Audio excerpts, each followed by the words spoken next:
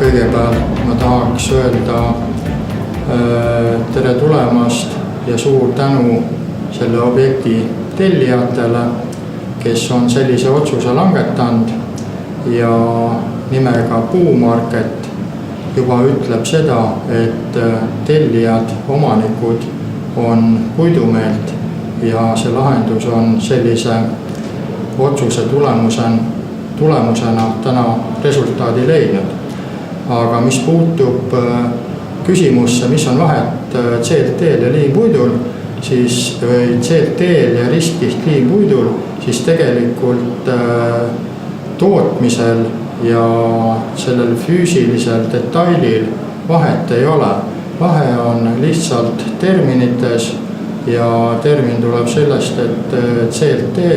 ehk cross-laminated timber on tuntud rahvusvaheliselt. Kui me paneme selle Eesti mõistesse ja Eesti kõnekeelde, siis see tähendabki riskiht liimpuit, et tegelikult on tegemist identsete toodetega.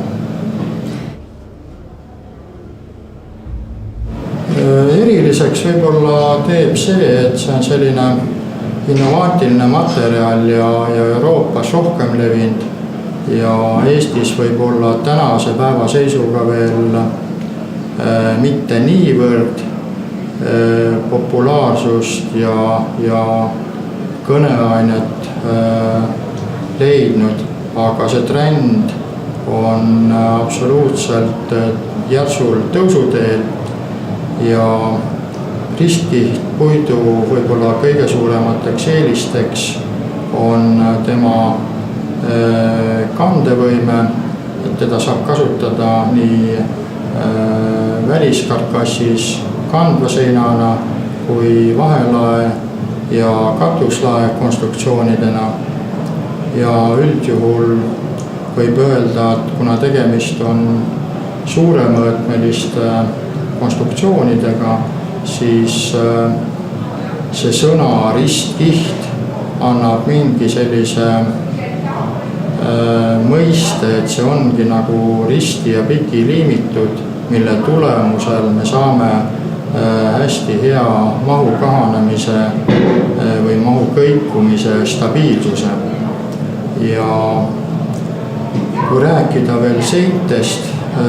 ja üldse puidu kasutusest, siis me peaks tegelikult laskuma kaugemale ja arvestades puidu või betooni erikaalude vahet, siis lõpptulemusena see hakkab rolli mängima ja taandub juba ka vundamendikoormustesse, mille tulemusena ehitusmaksumus peaks vähenema ja paar olulist teemat veel või olulist punkti, mis on, et kiire paigaldus ehk ehitus, hea sisekliima ja elukeskkond ja ka loomulikult hea õhupidavus. Tegelikult riskiht liimpuit annab ilma mingi igasuguste täiendavate tulekaitsevahenditega meil Eestis üldlevinud 60 minutit täiesti ideaalselt välja. Pigem siin on küsimus Päästeameti ja normide tõlgendamisel, et kas seda on siis vaja kaitsta teatud kohtades kas süttivustundlikkuse ainega või nõutakse ka teatud olukordades täiendavat tulekaitse katet. Kui me vaatame pilti Londonis või mujal maailmas, siis üldjuhul seal ei ole nii oluline see teadmine, et see on puitmaja ja kui täiendavalt kaetakse see nii-ütelda ühekordse või kahekordse kipsiga, siis seal regioonis ei ole see probleem. Meie eestlased oleme natukene nõudlikumad, tahame paremat tulemust, tahame seda, et kui on puit hoone või puitmaja, siis ta peaks ka välja paistma naturaalne. Ja siit tekibki selline valikute küsimus, et mida me eelistame, kas me eelistame puidu nii-ütelda keskkonnasõbralikku keskkonda ja tahame seda visuaalis näha või me lepime selle teadmisega, et see on puitmaja ja see on teatud osas või täielikult kipsiga täiendavalt kaetud. Ehitussuund, elukeskkonna vaated liiguvad keskkonnasõbraliku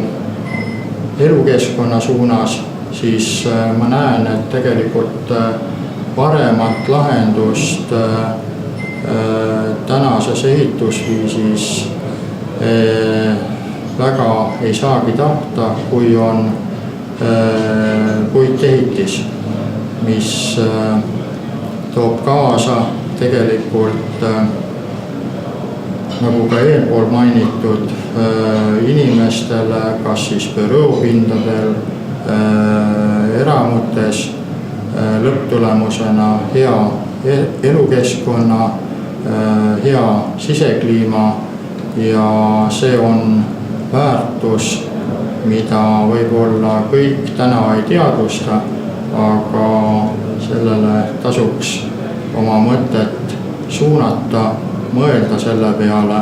ja see on tulevikus.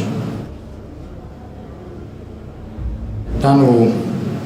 sellele puumarketi äripinnale ma arvan ja olen üsna kindel, et kui puumarketi kliendid teie ostukeskkonda sisenevad, ringi vaatavad, siis ma usun, et vaatamata sellest aurast, sellest heast keskkonnast, inimese ostumõttemeel muutub oluliselt ja puumarket suudab järgmise aasta jooksul kasvatada kindlasti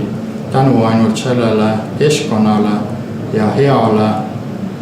ümbritsevale kliimale oma käivet 21,85%.